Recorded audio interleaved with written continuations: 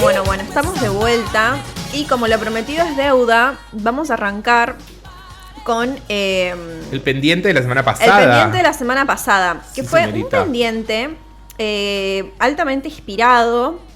Y muy necesario también. Muy necesario por... ¿se acuerdan el año pasado cuando hablamos de depilación y colonialismo? Exactamente. Hace unas semanas encontré de vuelta un reporte de este mismo activista. Ujú. Que se Muy llama, copado el... lo más. Sí. Alok V. Menon es su Instagram, que se llama, sacó un reporte de un libro que se llama Arresting Dress, Cross-Dressing Law and Fascination in the 19th Century San Francisco. Hay como una catchy ahí de como una rima de cómo Claro. la está... Sería como arrestos de vestidos, travestismo, ley y fascinación en el siglo XIX en San Francisco. Esto es un libro del 2014 de la prensa de la Universidad Duke y lo escribió Claire Sears. Entonces yo dije, mirá, qué interesante. Me puse a leer porque decía, era ilegal para las mujeres usar pantalones. Hay un pequeño carrete de fotos aquí con varias diapositivas que hablan acerca de el travestismo y cómo en un momento fue ilegal. Entonces me puse a investigar y me topé con un artículo muy interesante de The History Channel, que ya sé que The History Channel es The History Channel. Bueno, pero... Aliens y conspiraciones. Algo también tiene. Pero este artículo estaba muy bueno porque, se adentra, ¿no? en estas leyes que existían en Estados Unidos en el siglo XIX. Y este artículo comienza así, dice: Rusty Brown comenzó a vestirse como un hombre, primero como un disfraz para conseguir un trabajo en una fábrica desde que perdió su puesto de maquinista en tiempos de guerra al final de la Segunda Guerra Mundial. Luego para trabajar como drag king. Fue entonces cuando comenzaron sus problemas. Me han arrestado en Nueva York más veces de las que tengo dedos de manos y pies, le dijo un entrevistador del proyecto de historia de lesbianas y gays de San Francisco en el año 83, por llevar pantalones y camisa. En ese momento... Dice, tenías que tener 3 prendas femeninas para evitar ser arrestada por travestismo. 3 prendas femeninas. 3 prendas que, digamos... Poco igual, porque pienso Pero ¿cómo definís que es una... Claro, como una blusa... Sí, o suponete un vestido y ropa interior. Ahí cumplirías 3 piezas. Bueno, también estamos hablando de otra época, se usaba mucha más ropa, cantidad, ¿viste? Corsés, blusas, sobre, como tal vez... Sí, ¿no? Pero a la vez... Porque poco, o sea, nosotros ahora, viste, nos decís 3 y decís, sí, oh, como, wow. Sí, pero a la vez es como... Mucho, perdón. No. Raro, no sé. En los círculos LGBTQ+, de todo el país, esto se conocía como la regla de los 3 artículos o la ley de los 3 elementos. Se hizo referencia a ella en todas partes, incluso en informes sobre arrestos en Greenwich Village en las semanas y meses previos a los disturbios de Stonewall en 1969. Recordemos, ese fue el inicio. Ahí arrancó, ahí arrancó todo, ahí se pudrió todo. ¡Basta! Tal cual, que no vamos a meternos ahora porque ya lo hemos hablado muchas veces y lo hablaremos en su momento. Obvio. Cuando se acerque el mes del orgullo, que es el mes de junio también. Exacto, ahí a nivel tengo unas uñas preparadas. Nada que ver. Pero bueno, fue como el precursor a lo que conocemos hoy como la Marcha del Orgullo, ¿no? Que en ese momento fue claramente una revuelta policial. El problema es que técnicamente esta ley nunca existió. O sea, como existía para, digamos, la policía que te arrestaba. Claro, como si de circuito urbano, vamos a decir, pero claro, en papel no había nada, ningún en papel decreto. No había nada, pero igual la policía te podía, digamos, arrestar por eso. O sea, imagínate que vos le digas a un cana como, eso no existe. No. Qué peor. ¿No? Vas peor. En cambio, los relatos sugieren que la policía generalmente usó leyes antiguas, a menudo no relacionadas, para atacar a las personas LGBT durante las décadas del 40 hasta el 60. Ahí fue cuando más o menos se reviven estas famosas leyes de mascarada, específicamente para apuntar a la comunidad LGBTQ+. Las leyes que penalizan el travestismo se extendieron como la pólvora por los Estados Unidos a mediados del siglo XIX. El de Nueva York, que data de 1845, era uno de los más antiguos. se declaró que era un delito tener la cara pintada de colorada, cubierta u oculta, o ser disfrazado, o estar disfrazado, digamos, de otra manera, mientras que esté circulando en la vía pública o en una carretera. Qué bajón que ya que te jacten. Pero fíjate desde dónde en realidad viene esta ley. Originalmente esta ley la había puesto el Estado para castigar a los agricultores rurales que se habían puesto a vestirse como nativos americanos para luchar contra los recaudadores de impuestos. ¿Entendés? Sí. Pero como relata el académico William N. Eskridge Jr. en su libro enciclopédico Gaylo, a principios del siglo XX, la inadecuación de género se consideraba cada vez más una enfermedad y una ofensa pública. Entonces era como, bueno, ¿por qué no, digamos? ¿Por qué no usar esta ley? Claro, ¿sabes? Como, criminalizame todo lo que se pueda para sacarme a toda esta gente de la calle. Sí, las tenemos que meter. Hay que vestirlos bien. Manchan el panorama. ¿viste? Las leyes vigentes contra la vestimenta, digamos, contra el travestismo, incluso si no se mencionaban específicamente, o sea, hablan de vestimenta disfrazada y también hablan de travestismo. Son denominadas las leyes de la mascarada. Se aplicaron cada vez más en todo el país para castigar la variación de género. O sea, como... Empeoran peor. ¿Viste? Tal cual. O sea, como súper masculino, súper femenina. Nada en el medio, no, confunde, imposible. Toma una multa, te llevo preso. Claramente no importaba, como bien decía, que estas leyes fuesen completamente inadecuadas para... estos, entre comillas, legales, crímenes, ¿no? En Brooklyn, en 1913, por ejemplo, una persona a la que hoy llamaríamos hombre trans fue arrestada por disfrazarse con ropa de hombre, fumar y beber en un bar.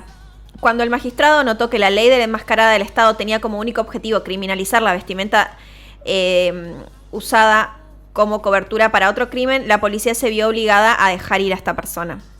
Sin embargo, lo volvieron a arrestar de inmediato y lo acusaron de asociarse con personas ociosas y viciosas y encontraron de vuelta un nuevo magistrado para juzgar el caso. O sea, que ya te montaban. Claro, digamos. No es que te montaban. Sí, estás como fichado, digamos, como por decirlo así. Entonces como te fichan, te llevo preso. No te puedo poner esta causa, pero te voy a encontrar otra y te voy a juzgar igual.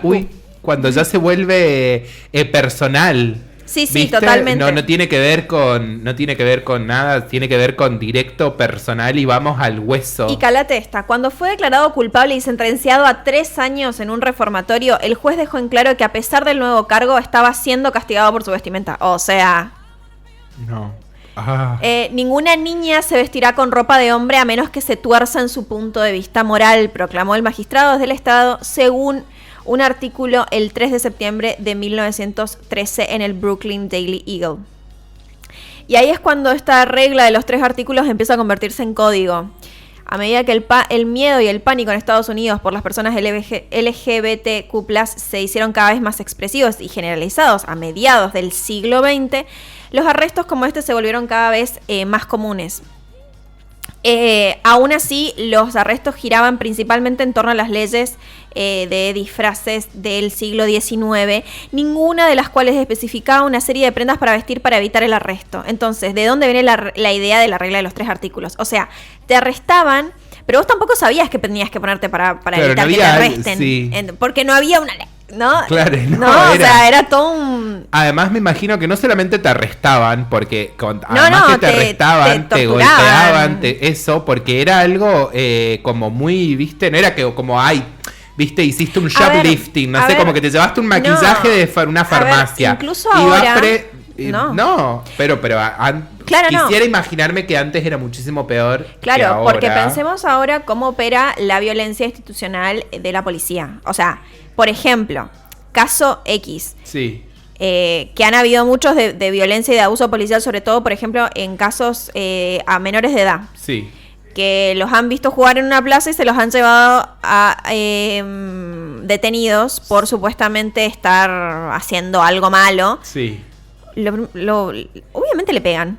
O sea, obviamente le pegan. Y obviamente esto en su momento era mucho más grave y mucho, o sea, peor si eras Gay, ni te digo. O sea, si eras de la comunidad LGBTQ, ni te digo. Y si eras una persona racializada, ni te digo, hermane. Porque, o sea, imagínate. Sí. ¿Cómo? O sea, digamos, recordemos que en los casos de violencia institucional, estos mecanismos de opresión, digamos, se recrudecen. O sea, se recrudecen, digamos. Existe más violencia si sos una minoría, digamos, ¿no? Lo que quería decir antes era que además era un tabú, ¿no? Por lo general lo ocultaba, por lo que podías hacer, digamos, o alguna que otra aventurilla, me quiero imaginar, pero no eran personas que habían salido del closet y que vivían su vida libremente. Entonces también que te lleven puesto era una exposición donde probablemente mucha gente perdió su familia, sus amigos, sí, totalmente. gente, trabajos y todo, porque era una casa de brujas, digamos. Tal cual.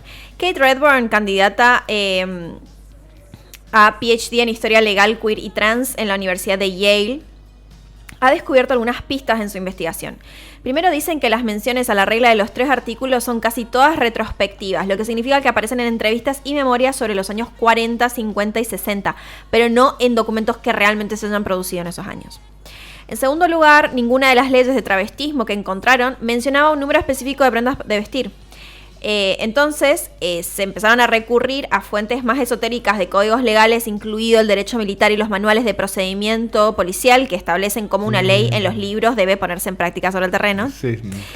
Chila, cuando empezás, ya no encontrás nada en la ley y empezás a ver ese armario, ya es amigo. Mira, cuando tampoco encontraron nada ahí, dieron 2 explicaciones. O la ley de 3 artículos era una regla general informal utilizada por la policía, que a ver, no nos sorprende. Claro. O esencialmente era un término utilizado por la comunidad LGBTQ+, para advertirse fácilmente entre sí.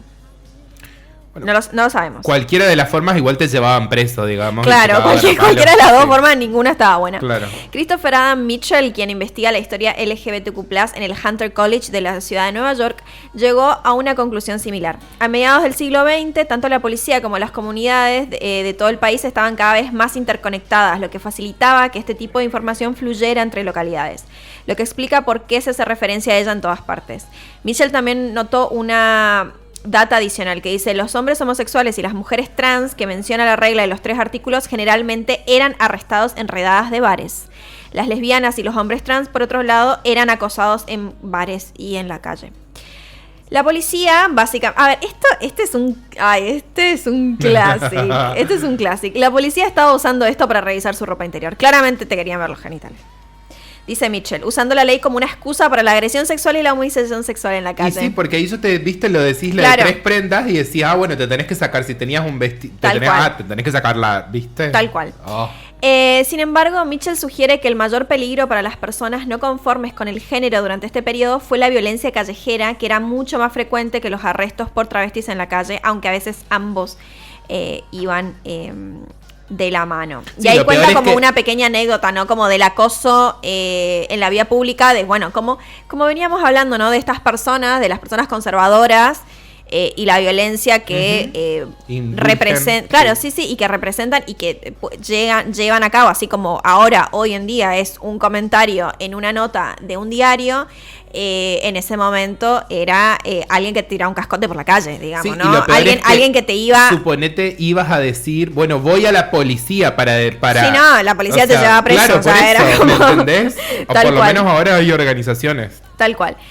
Bueno, ahí cuenta como brevemente una anécdota que ilustra esta... La barbaridad, era una barbarie. Tal cual. En ausencia de arrestos regulares, ni la policía ni la comunidad LGBTQ+ necesitaba el tipo de recordatorio informal de la regla de los 3 artículos, y con el tiempo la frase empezó a circular mucho menos. Esto a partir de los disturbios de Stonewall, cuando se frenaron los arrestos por travestismo.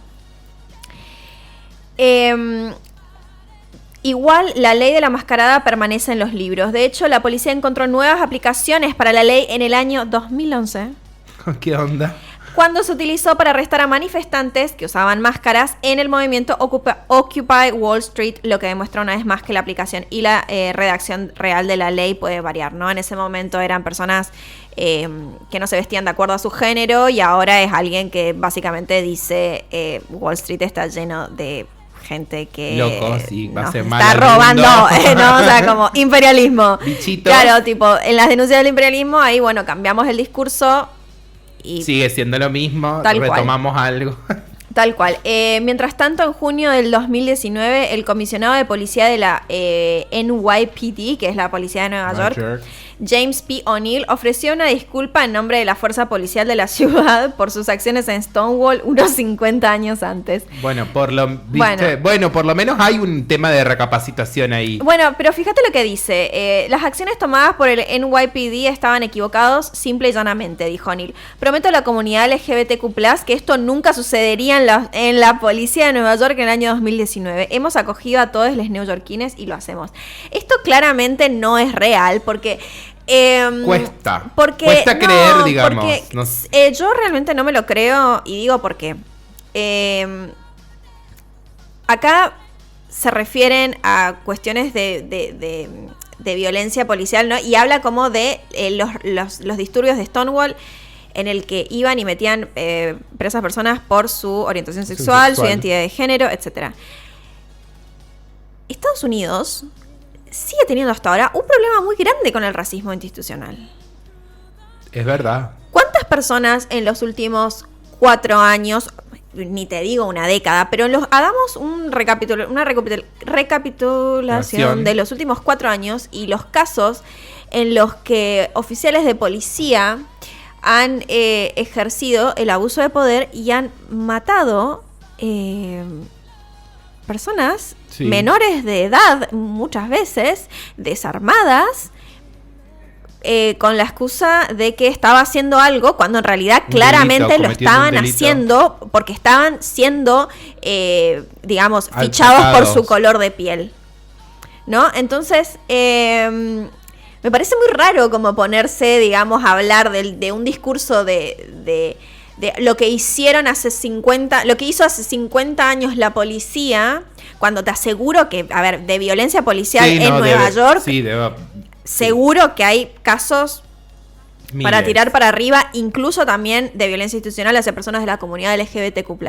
Pero, ¿qué pasa cuando hablamos de, o sea, digamos, estamos cambiando nombres, ¿no? Como lo que cuenta esta nota, en el que movemos y adaptamos las leyes a los que nos convenga para seguir ejerciendo el abuso policial, ¿no? Entonces, yo cuando leí eso dije como... no, sí, yo lo que pensaba en el...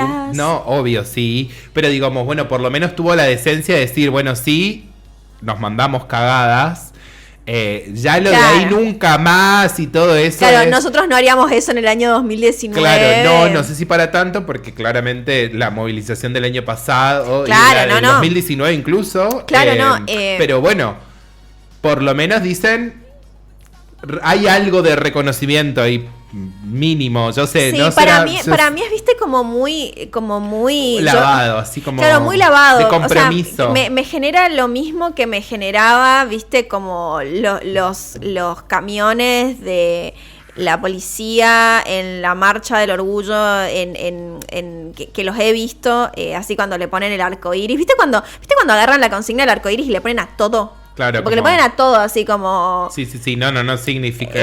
amigo, andate de acá. Le ponen ese, no sé, arcoiris washing y de repente como a entidades que son súper violentas le ponen un arcoiris y es como, ay, sí, acá estamos con nuestros valores, aceptamos a todos, y en realidad no. O sea, es puro comercio. Es un trabajo fuerte, digamos. Es puro comercio, ¿no?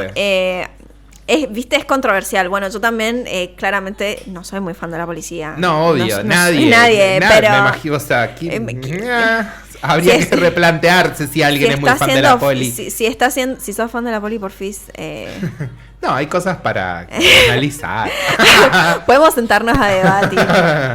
En fin, a mí me pareció súper interesante esto. Muy buena, la verdad es que está lindo saber reconocer, porque también, como decís, como lo adaptamos, ¿no? Se adapta a tal cual.